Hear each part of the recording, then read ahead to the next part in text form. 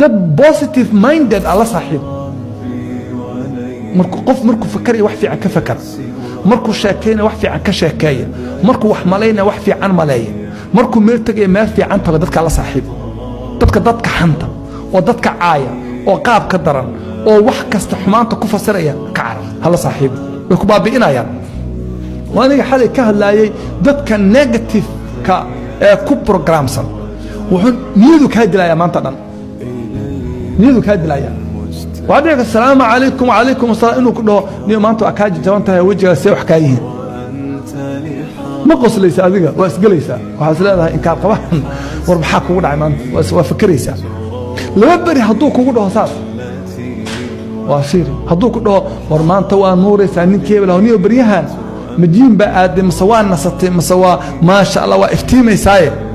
وحدا والله بريهان نيو هو يجرتا وصفير نيسا وصفيرنا حاسكاغ واساس وكله كدا دحي بوزيتيف ان مايند نقطه hadday niyada ka dishay niyada ka dhimanaysa